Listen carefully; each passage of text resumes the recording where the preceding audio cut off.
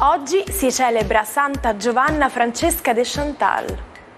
Il nome Giovanna ha origine ebraica e significa dono del Signore. Il 12 agosto si celebra la Giornata Mondiale dell'Elefante, un'iniziativa avviata nel 2012 che ha l'obiettivo di sensibilizzare l'opinione pubblica su una specie la cui esistenza è sempre più minacciata da bracconaggio, perdita di habitat e maltrattamenti da parte dell'uomo. È facile distinguere le diverse specie dalle orecchie. Quelle dell'elefante africano sono molto più grandi e hanno la forma dell'Africa, mentre quelle del cugino asiatico sono più piccole e hanno la forma dell'India. Anche la proboscide è diversa, quella dell'elefante africano ha l'estremità divisa in due per facilitare la presa.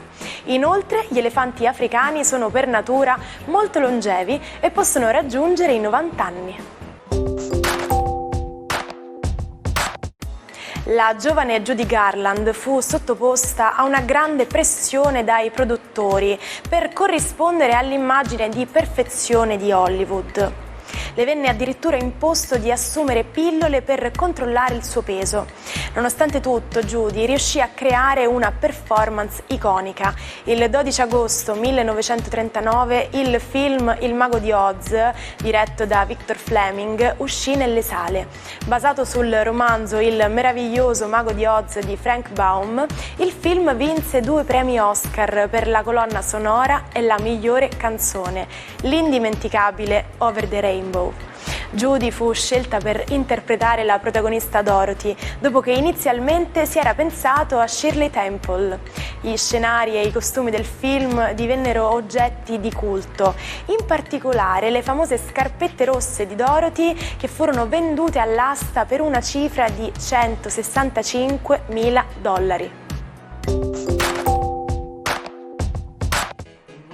Ma c'è ancora l'impronta dell'uomo sulla Luna? Dato che a differenza della Terra non ci sono pioggia e vento, né si verificano altri fenomeni che possano cancellarla, la risposta è sì. C'è ancora l'impronta che ricordiamo essere presente nell'immagine più evocativa sulla conquista umana della Luna. Tuttavia non si tratta dell'impronta di Neil Armstrong, bensì di Buzz Aldrin, che decise di imprimerla in modo così netto a scopo scientifico per mostrare la compattezza della regolite, la polvere lunare.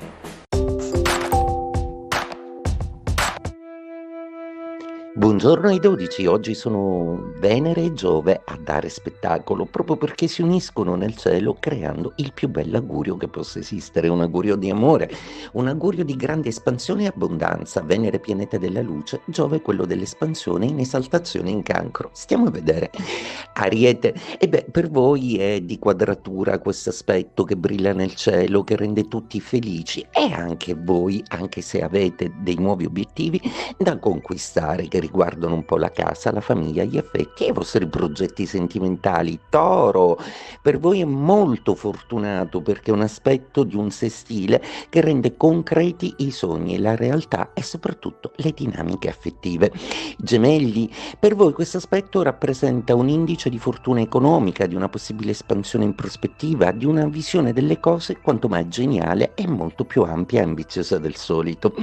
Leone, per voi questo aspetto che si forma nel cielo avviene in una zona molto intuitiva della vostra psiche, un aspetto che potrete utilizzare per espandere il vostro occhio, la vostra visione, la vostra cognizione delle cose, per avere finalmente un quadro completo e veritiero di tutta la realtà e la verità che cercate.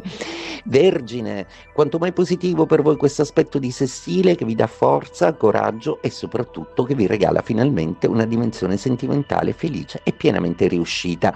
Bilancia, per voi questo aspetto è di quadratura, probabilmente dovrete prendere delle decisioni epocali che riguardano i lavori, i vostri lavori, fare dei cambi epocali e decidere pure di cambiare direzione anche inaspettatamente rispetto alle aspettative che gli altri hanno su di voi.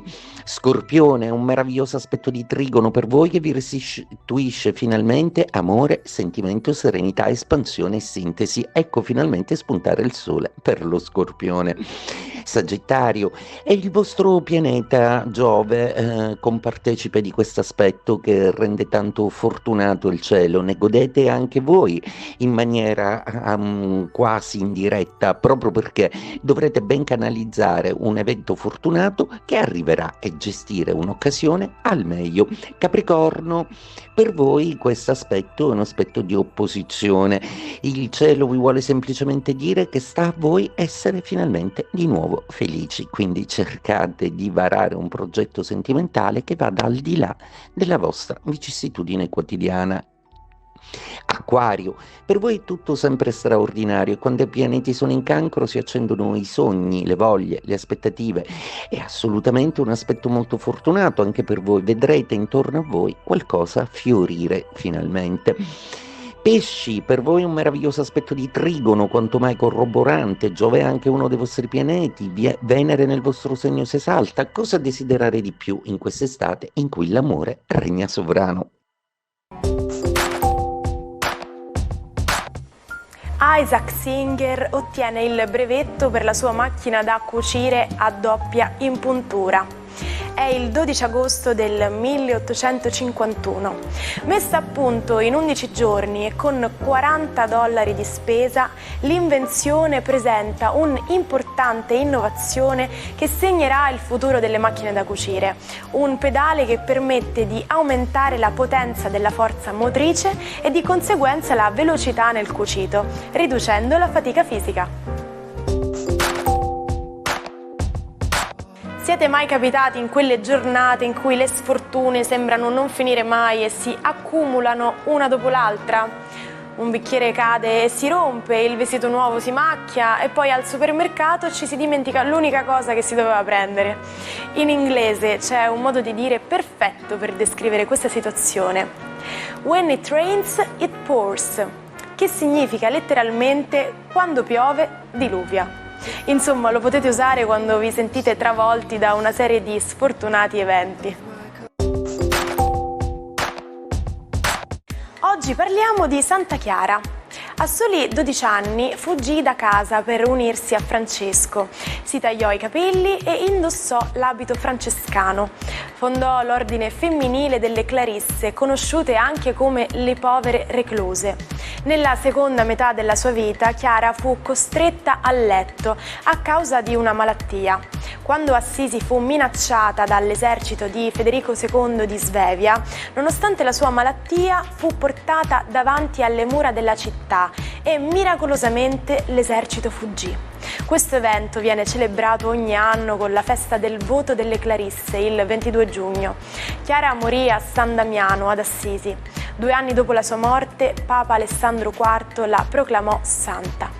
Quasi 800 anni dopo è stata dichiarata patrona della televisione. Ci salutiamo con la frase del giorno. Un film è la vita a cui sono state tagliate le parti noiose. Quindi, nonostante oggi sia lunedì, se potete di sera magari andate al cinema o vedete un film a casa, ma mi raccomando non fate tardi perché io vi aspetto anche domani con l'almanacco. Vi auguro una buona giornata, a domani.